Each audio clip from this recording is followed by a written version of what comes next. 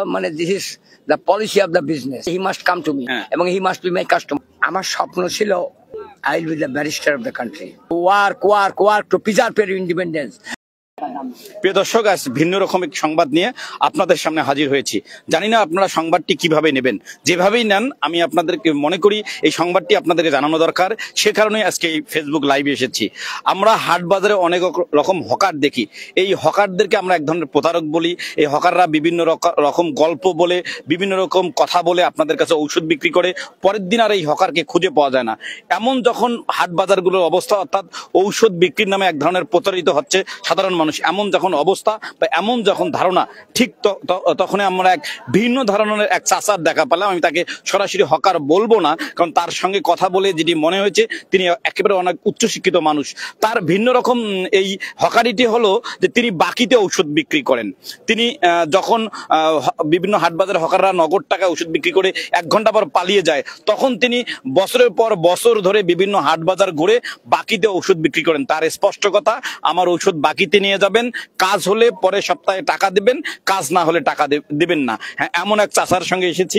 তিনি এই লালমনিরহাটের হাতিবান্ধার যে দৈখা বাজার আছে, সেই দৈখা বাজারে তিনি ঔষধ বিক্রি করছেন। তার বাড়ি আমরা যতটুকু জানতে পেরেছি, তিনি তার পূর্ব বাড়ি নাটোর হলেও তিনি কিন্তু এখন থাকে লালমনিরহাটের হাতিবান্ধা উপজেলার যে দেশের সর্ববৃহৎ সেচ প্রকল্প আছে তিস্তা ব্যারেজ, এই তিস্তা ব্যারেজের পাশে যে ডালিয়া আছে, এই ডালিয়ায় থাকে। আমি প্রায় 1-1.5 ঘন্টা ধরে এখানে কিন্তু অপেক্ষা করছি।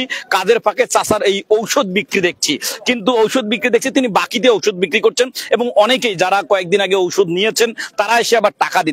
অর্থাৎ আমি এখানে বাস্তবতা প্রমাণ পেয়েছি যে বেশ কয়েকজন, প্রায় 7 হইতে 8 জন যারা গত সপ্তাহে টাকা নিয়ে ওষুধ নিয়ে গেছেন, তারা এসে আজকে তার পূর্বের টাকা পরিশোধ করে নতুন টাকা নিচ্ছেন। এই চাচা আপনি বসেন। চাচাকে দেখে মনে, যদিও পেশায় চাচাকে হকার মনে হলো, কিন্তু আমার কাছে মনে হয়েছে তার সঙ্গে কথাবার্তা, তিনি যে বাংলাদেশের রাজনীতি, বাংলাদেশের ইতিহাস এবং সারা বিশ্বের অর্থনীতি সহ তার যে ধারণা, তার ধারণার কাছে আমার মতো আসাদুজ্জামান সাজু একেবারে ক্ষুদ্র প্রাণী। চাচার যে অভিজ্ঞতা দেশ, জাতি, আন্তর্জাতিক এবং বহির্বিশ্ব সম্পর্কে অসাধারণ। আসলে গবরু যে পদ্ম ফুল, তার একটি জ্বলন্ত উদাহরণ চাচাকে বলবো। আমি চাচার সঙ্গে কিছু কথা বলতে চাই। চাচা, আপনার নাম কি? আমার নাম রঞ্জিত কুমার সরকার। আপনার বাসা কোথায়? আমার বাসা বর্তমানে আমার বোনের বাড়ির ডিমলায় আমি থাকি, ওই ডালিয়া, আর ডিমলা থানার ডালিয়া। আমার বাসা হলো নাটোর জেলা লালপুর থানা আব্দুলপুর। আচ্ছা, আপনি এই হকারি, আমি যেহেতু হকার না বললে অনেক কিছু নেই, এই পেশা কতদিন ধরে আপনার? এই পেশা আমার চলতেছে 60 বছর কাল থেকে। আচ্ছা, আপনাকে দেখে মনে হলো উচ্চশিক্ষিত। আপনার লেখাপড়া? আমার লেখাপড়া আমি গ্রাজুয়েশন ডিগ্রি কমপ্লিট করেছি। গ্রাজুয়েশন ডিগ্রি কমপ্লিট করেছি। আমি এসে শুনলাম যে আপনি ইংলিশ পত্রিকা ছাড়া পড়েন না। আমি ইংরেজি পড়ি, বাংলাও পড়ি, মানে I can speak English frequently. আচ্ছা, আপনার সঙ্গে আমি অনেকক্ষণ ধরে কথা বলছি। এই যে তথ্যগুলো আমার কাছে নেই, সারা বিশ্ব, বাংলাদেশের রাজনীতি, ইতিহাস, ঐতিহ্য, বাংলাদেশের প্রতিটি রাজনীতিবিদের ইতিহাস, এই এতগুলো আপনি এই কাজের ফাঁকে কিভাবে জানেন? আমি প্রতিদিন 3 থেকে 4 ঘন্টা লেখাপড়া করি। আমি বাংলাদেশের বিভিন্ন পত্রিকা পড়ি। তাই না, আমি বিভিন্ন বই পুস্তক আমার কামাই করা টাকা দিয়ে কিনে আমি পড়ি। আচ্ছা, আপনি আচ্ছা, এই যে টাকা রোজগার করেন, এই টাকা রোজগার নিয়ে মানুষের সেবা করেন না? আমি এই টাকা ইনকাম করি, তার কিছু টাকা আমি নিজে খাই, কিছু টাকা আমি গরিব ছেলে লেখাপড়ার জন্য বিতরণ করি। কিছু গরিব মেয়েদের, মানে আপনার টাকায় গরিব বাচ্চারা লেখাপড়া করে, আমি নিজেও তাদের পড়াই। আচ্ছা, এবারে আপনি শীতে তো মানুষের জন্য কিছু করছেন? হ্যাঁ, আমার বাড়ি হলো লালপুর থানা আব্দুলপুর, তারাপুর মৃধাপাড়া গ্রামে। আমি 42 খান কম্বল দিছি এবার এই মনে করেন ডিসেম্বর মাসে। যখন আমরা কম্বল নিয়ে ভাগাভাগি করি, যখন কম্বলের ভাগ পাইলে নিজে বাড়িতে নিয়ে খাটের নিচে রেখে রাখি, গরিব মানুষকে বিতরণ করি না, তখন কিন্তু এই রঞ্জিত চাচা নিজে এই হকারি টাকা দিয়ে 42 জনকে কম্বল দিয়েছেন। চাপারহাটে 8 জনকে কম্বল দিয়েছেন। এই কালীগঞ্জের চাপারহাট, লালমনিরহাটে তিনি দিয়েছেন। চাচা, এখন একটু আপনার পেশায় আসি। এই যে আপনি ঔষধ বিক্রি করেন, আপনি ঔষধের কোম্পানির নাম দিয়েছেন ফকিন্নি কোম্পানির বাকি ঔষধ। এই ঔষধ খেয়ে কি কাজ হয়? এটা খেয়ে ব্যথা, অ্যালার্জি, গ্যাস, আমাশা, গুড়া কেবির উপকার। আচ্ছা, আপনি বাকিতে ঔষধ দেন কেন? বাকিতে দিয়ে হলো মানে this is the policy of the business. আমি বাকি দিয়ে, একটা লোকের ফুল কোর্স মনে করেন 56টা, আমি 7টা বাকি দিয়ে, আমি যা জানি আমার ওষুধ ভালো, খাওয়ার পরে he must come to me, সেটা আমার কাছে আসবেই এবং he must be my customer. অনেকে তো বাকি নিলে আসতে চায় না। না, আমার যে আমি যে অর্ধেক বাকি দিই, খাওয়ার পরে ভালো বুঝলে আমার কাছে আসবে, এই জন্য তো বাকি দিই ফার্ম ভেজে। মানে সে আসতে বাধ্য, হ্যাঁ, মানে আপনি নিশ্চিত আপনার ঔষধের কাজ হবে? হ্যাঁ, he is bound to come to me. আচ্ছা, এই ওষুধগুলো আপনি কোথায় থেকে আনেন? এটা আমি গাছগাছরা তুলি, জি, যেরকম ভাটির পাতা, বেল শুট, জামের বিচির গুঁড়া, ত্রিফলা, এই। জি, আচ্ছা আচ্ছা, আমার এই ভিডিওটি অনেকে দেখছেন, আপনার ফোন নাম্বারটা কি মুখস্থ আছে বলতে পারবেন? হ্যাঁ, 01721 3846661।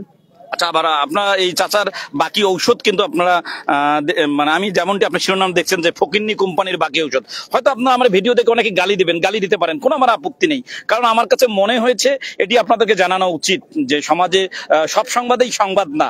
চাচার সঙ্গে কথা বলতে গিয়ে চাচা যখন আমি একজন সাংবাদিক, আমার সাংবাদিকতার পেশার বয়স প্রায় 2 যুগ, কিন্তু তার কাছে আমাকে আজকে সাংবাদিকতা শিখতে হয়েছে। চাচা এসে সাংবাদিকতা কাকে বলে, সাংবাদিকতার শুরুটা কিভাবে হয়, কাকে কোনটি সংবাদ কোনটি সংবাদ নয়, সেটি পর্যন্ত আমাকে শিখেছে তিনি।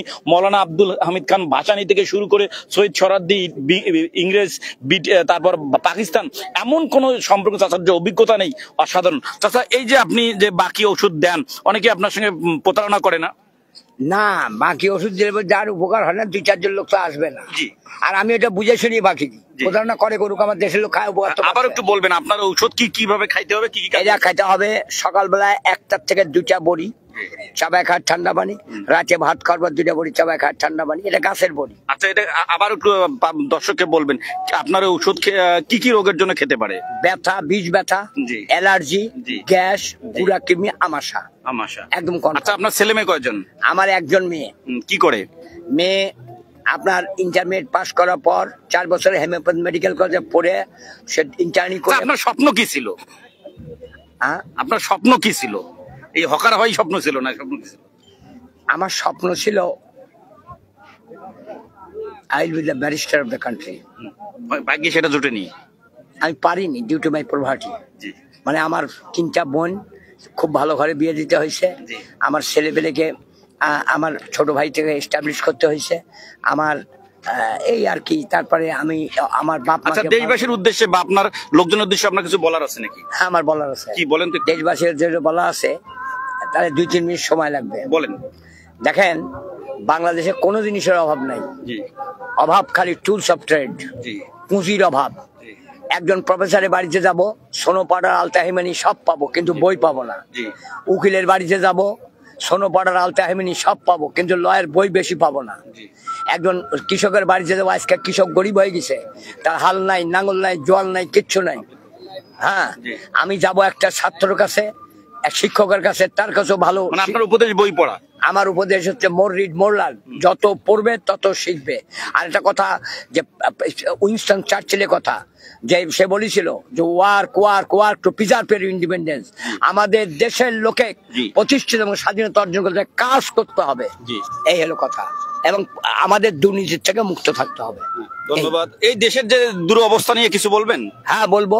এখনো পর্যন্ত আমরা যদি পরিশ্রম করি, আমরা যদি চুরি ডাকাতি না করি, দুর্নীতিতে জড়িত না হই, এই দেশ পৃথিবীর আমরা এখনো এস্টাবলিশ হতে পারবো, নো ডাউট।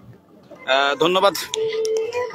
প্রিয় দর্শক, আজকে আমরা কথা বলছিলাম চাচার সঙ্গে। জানি না, আমি প্রথম থেকে যেটা বলছিলাম যে আপনারা আমার আজকের এই ভিডিওটি কিভাবে নেবেন, যেভাবেই নেন, আমার কাছে মনে হয়েছে এই ব্যক্তিটির কথা আপনাদেরকে জানানো উচিত। কারণ আমি প্রথমে যেভাবে বলছিলাম যে আমরা হাট বাজারগুলোতে যেভাবে হকারের নামে প্রতারণা দেখি, গাছগাছান্ত ঔষধ বিজ্ঞানসম্মত নয় কবিরাজির চিকিৎসার নামে যেভাবে আমরা প্রতারিত হচ্ছি, যখন আমরা দেখি যে এক হকার এক জায়গায় ঔষধ বিক্রি করে আর 1 বছর সেই হাটে আসে না, ঠিক সেই মুহূর্তে এই রঞ্জিত চাচা একটু দাঁড়াবেন। রঞ্জিত চাচা বাকিতে ঔষধ বিক্রি করে, যেটি আপনারা কেউ কখনো দেখেছেন কিনা জানি না, আমার জীবনে আমি প্রথম এটি মনে হলো যে একজন হকার হাট বাজারে, যার কোনো নির্দিষ্ট ঠিকানা নেই এবং অপরিচিত একটি লোক যার নাম ঠিকানাও লিখে রাখে না, সেই লোককে তিনি বাকিতে ঔষধ দেয় তার আত্মবিশ্বাস থেকে, এবং সেই বিশ্বাস থেকে তিনি আজ 60 বছর ধরে সফলতা আসছেন।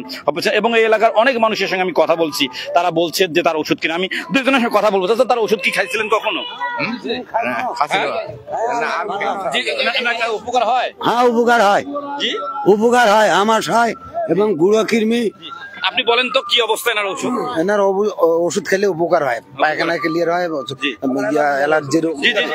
অ্যালার্জি রোগ ভালো হয়েছিল। এনার ওষুধ বাকি নিয়ে গেছিলাম, আমি পরে টাকা দিয়ে খাইছিলাম, ওটা কাজে হয়েছে আমার। হ্যাঁ, সুন্দর কাজে হয়েছে। কাজে আমরা ওনার কাছ থেকে ওষুধ নেই। আচ্ছা, এনার ওষুধ কি খাইছিলেন আপনি এর আগে? খাইছি আমি। কাজ হয় কি এনার ওষুধ? হয় হয়, কাজ হয়।